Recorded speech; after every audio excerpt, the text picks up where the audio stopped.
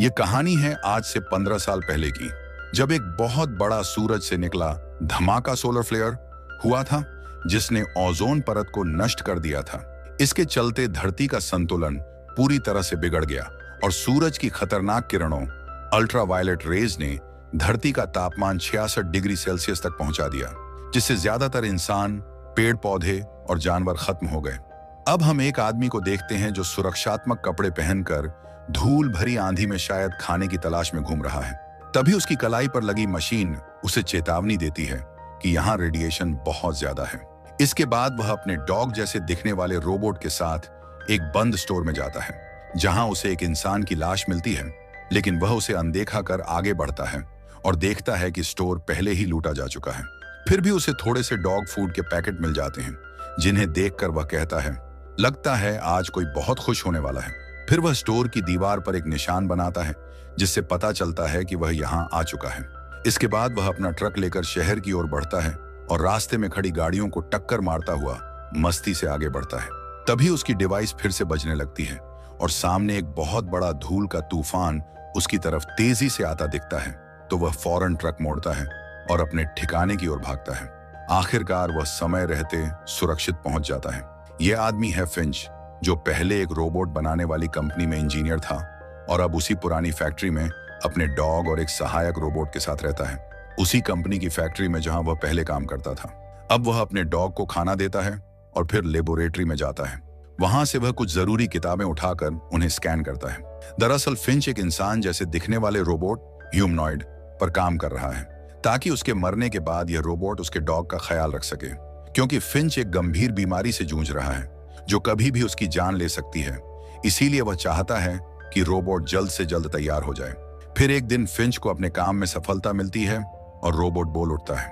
यह देखकर फिंच बहुत खुश हो जाता है और अपने डॉग से कहता है, मुबारक हो, तुम्हें एक नया दोस्त मिल गया। इसके बाद फिंच रोबोट से कुछ जरूरी सवाल पूछता है। रोबोट बताता है कि उसके 4 नियम हैं। पहला यह है कि कोई भी रोबोट इंसान को नुकसान नहीं पहुंचा सकता और न ही किसी वजह से इंसान को चोट लगने देगा।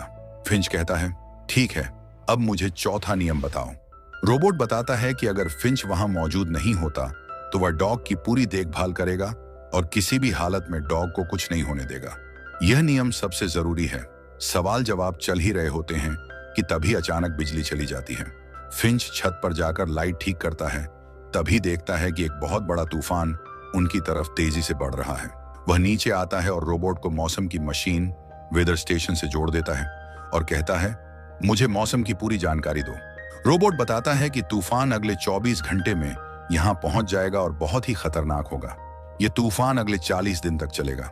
यह सुनकर फिंच और ज्यादा परेशान हो जाता है, क्योंकि अगर वे यहीं रुके तो शायद बच नहीं पाएंगे। इसलिए वह तय करता है कि अब यहां से निकलना पड़ेगा। फिर वह नक्शा ध्यान से देखता है और उसे लगता है कि पश्चिम की दिशा वेस्ट उनके लिए सबसे सही रहेगी। वह अपने डॉग गुडियर से कहता है, हम सैन फ्रांसिस्को जाएंगे। अगर किस्मत साथ दी तो वहां शायद खाने और रहने की जगह मिल जाएगी। तभी फिंच की नाक से खून गिरने लगता है, जो इस बात का इशारा था कि अब उसे जल्दी करना होगा। फिर वह रोबोट को तैयार करता है, लेकिन तूफान के आने तक उसमें सिर्फ 72% जानकारी ही डाल पाता है। यानी रोबोट के पास अभी पूरा ज्ञान नहीं होता। इस वजह से उसे सीखने की जरूरत थी। फिंच उसे चलना सिखाता है। जैसे जैसे फिंच चलता है, रोबोट भी उसकी नकल करता है। फिर फिंच खाने पीने की चीजें और दवाइयां लेकर अपनी वैन में पहुंचता है और ये लोग सैन फ्रांसिस्को के लिए निकल पड़ते हैं। फिंच की वैन एक खास तरह की बदली हुई मॉडिफाइड वैन होती है, जो बाहर की गर्मी और रेडिएशन से सुरक्षित रहती है। अब ये लोग सफर का मजा लेते हुए आगे बढ़ते हैं। रास्ते में रोबोट खाली शहरों को देखकर पूछता है, सब लोग कहाँ गए? फिंच जवाब देता है, ये लंबी कहानी है, फिर कभी बताऊंगा। फिर फिंच एक सुरक्षित जगह देखकर गाड़ी रोकता है और रोबोट से कहता है, चलो, तुम्हें बहुत कुछ सिखाना है। इसके बाद ये लोग खाने की तलाश में एक पुराने थिएटर के अंदर जाते हैं, जहां उन्हें कुछ पॉपकॉर्न मिलते हैं। फिंच उन्हें लेकर बाहर आता है और जैसे ही प्लेट पर रखता है, वे पॉपकॉर्न अपने आप उछलने लगते हैं। असल में फिंच रोबोट को यह दिखाना चाहता था कि बाहर का तापमान कितना ज्यादा है। तभी ये लोग देखते हैं कि एक बहुत बड़ा तूफान उनकी तरफ बढ़ रहा है। फिंच फौरन वहां से निकल जाता है, लेकिन जल्दी ही उसे समझ आता है कि तूफान की रफ्तार बहुत ज्यादा है और वे बचकर नहीं भाग पाएंगे। इसीलिए वह वैन को एक तरफ लगाता है और उसे बचाने के लिए चारों ओर कीलें ठोंक कर केबल से बांध देता है। रोबोट भी उसकी मदद करता है और तूफान आने से पहले वे वैन को पूरी मजबूती से बांध देते हैं। तूफान इतना तेज होता है कि वैन हवा में उठने लगती है, कई रस्सियां टूट जाती हैं, लेकिन किस्मत से वे बच जाते हैं। तूफान थमने के बाद फिंच बाहर आता है और देखता है कि वैन का एक टायर खराब हो चुका है। यह देखकर वह परेशान हो जाता है, क्योंकि उनके पास दूसरा टायर तो था, लेकिन उसे बदलने के लिए जैक नहीं था। तभी वह रोबोट फिंच की मदद कर देता है और अपने एक हाथ से ही वैन को ऊपर उठा लेता है, जिससे फिंच आराम से गाड़ी का टायर बदल पाता है। अब रोबोट की मदद पाकर फिंच को बहुत अच्छा लगता है। वह कहता है, आज तुमने बहुत अच्छा काम किया, इसलिए मुझे लगता है कि तुम्हें एक नाम देना चाहिए। फिंच उसे जेफ नाम देता है। फिर ये लोग रात को वहीं रुक जाते हैं। फिंच अपना सूट ठीक करता है और जेफ को कुछ जरूरी बातें सिखाता है। अगली सुबह जैसे ही सूरज निकलता है, वैन की छत पर लगे सोलर पैनल अपने आप खुल जाते हैं। तभी फिंच की नींद खुलती है और वह देखता है कि जेफ डॉग की नकल कर रहा है। फिंच कहता है, सुबह सुबह इतना शोर मत करो। जेफ कहता है, मुझे लगता है कि डॉग मुझे पसंद नहीं करता। फिंच जवाब देता है, ऐसा नहीं है, बस उसे तुम पर अभी भरोसा नहीं हुआ है। अब फिंच अपने अगले सफर के लिए निकल पड़ता है।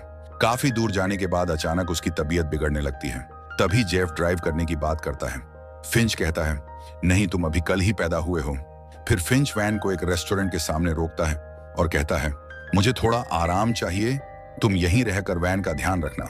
फिर वह वैन से उतरकर रेस्टोरेंट के अंदर चला जाता है, जहां उसे जोर जोर से खांसी आने लगती है और उसके मुंह से खून निकलने लगता है।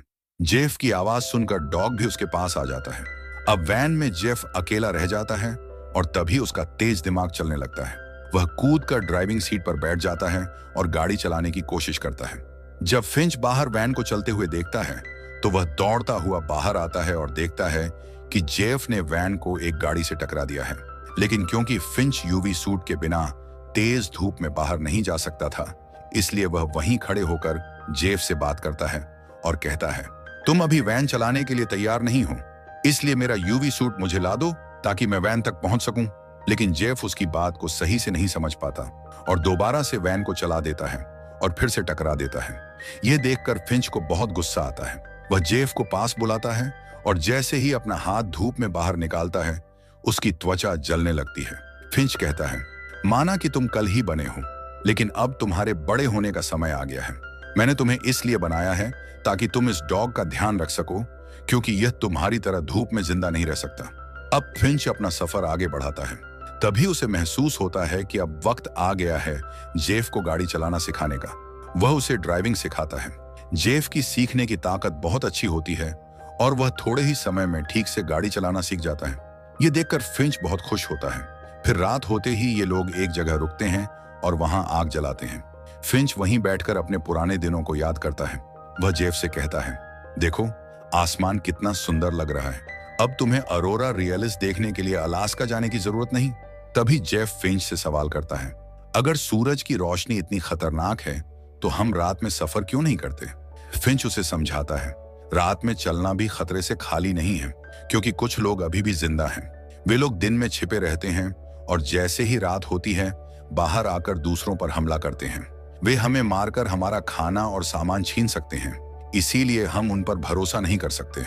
बाहर बहुत ठंड थी, इसलिए फिंच वैन के अंदर सोने चला जाता है, जबकि जेफ अब भी बाहर आग के पास बैठा रहता है। फिर अगली सुबह वैन से खांसने की आवाज आती है। जेफ अंदर जाकर देखता है कि फिंच उल्टियां कर रहा है और उसकी हालत बहुत खराब हो चुकी है। वह उसकी मदद करने की कोशिश करता है और एक गीला कपड़ा उसके माथे पर रखता है। हालांकि फिंच को डॉक्टर की जरूरत थी, लेकिन पास में कोई नहीं था, इसलिए जेफ वैन चलाकर सफर आगे बढ़ाता है। थोड़ी देर बाद वे एक शहर में पहुंचते हैं जो पूरी तरह सुनसान पड़ा था। जेफ वैन रोकता है और देखता है कि फिंच गहरी नींद में है। फिर वह डॉग रोबोट के साथ वैन से बाहर निकलता है और जरूरी चीजें ढूंढने अस्पताल जाता है, जहां उसे कुछ दवाइयां और एक जैकेट मिलती है। उधर जब फिंच की नींद खुलती है तो वह देखता है कि उसके दोनों रोबोट वहां नहीं हैं। वह जल्दी से अपना सूट पहनता है और उन्हें ढूंढने निकल पड़ता है। उधर छोटा रोबोट एक खिलौना देखता है और जैसे ही उसे उठाने जाता है, वह एक छुपे जाल में फंस जाता है और उसके 2 टुकड़े हो जाते हैं। तभी फिंच बिल्डिंग के अंदर पहुंचता है और देखता है कि वह छोटा रोबोट अब नहीं रहा। वह उसे हमेशा के लिए बंद कर देता है। तभी उसे जेफ मिलता है, जिसने बहुत सी दवाइयां इकट्ठा कर ली थी। फिंच कहता है, तुम्हें यहां नहीं आना चाहिए था, ये जगह बहुत खतरनाक है। फिर वे दोनों जल्दी से बिल्डिंग से बाहर भागते हैं और वैन स्टार्ट करके वहां से निकल जाते हैं।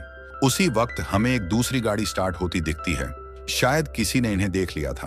फिंच अपनी सुरक्षा के लिए गन निकालता है। अब चलते चलते रात हो जाती है। तभी वह साइड मिरर में देखता है कि एक कार उनका पीछा कर रही है।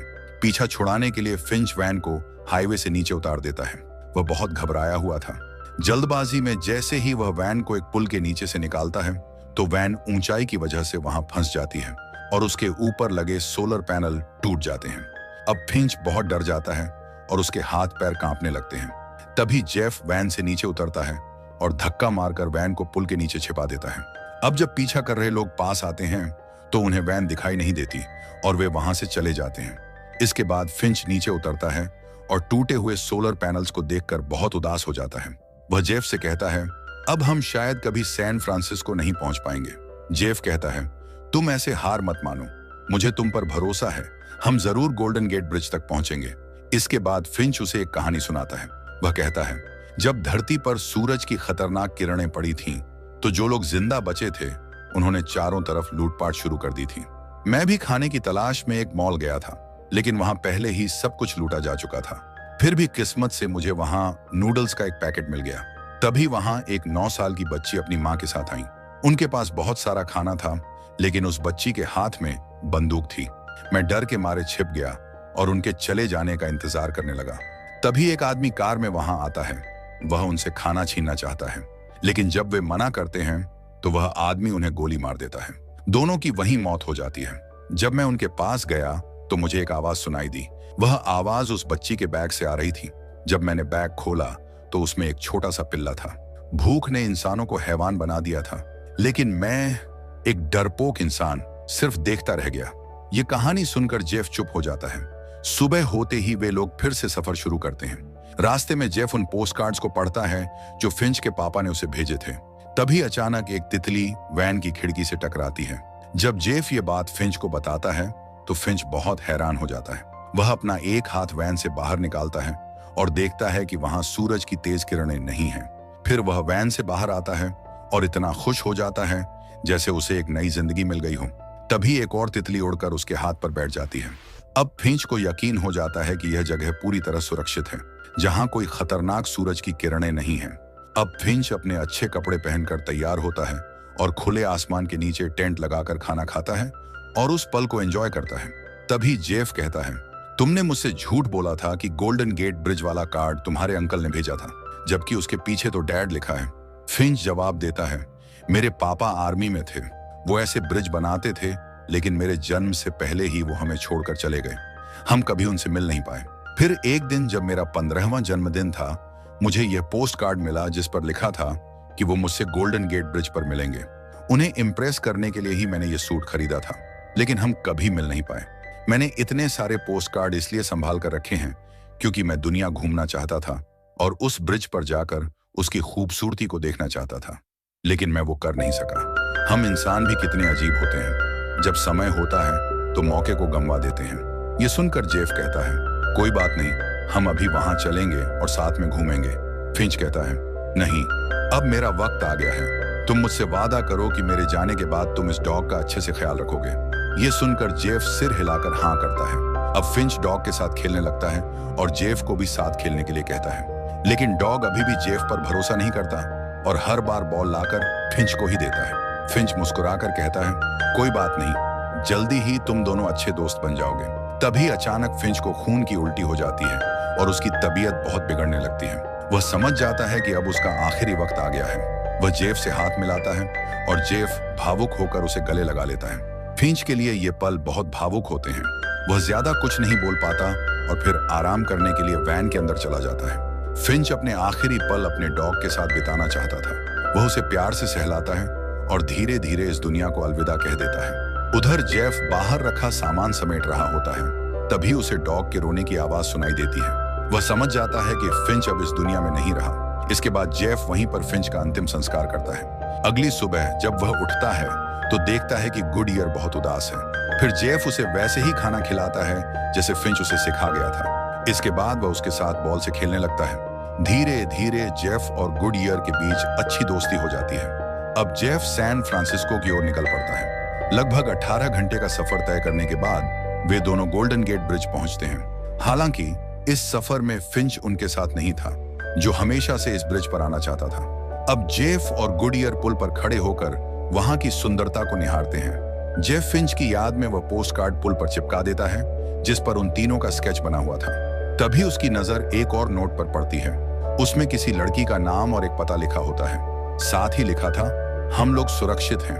अगर कोई यह नोट पढ़ रहा है तो हम इस पते पर मिलेंगे। इसके बाद जेफ गुडईयर के साथ उस जगह की तलाश में निकल पड़ता है, ताकि वह बचे हुए लोगों के साथ मिलकर एक नई शुरुआत कर सके। और इसी के साथ ये मूवी खत्म हो जाती है।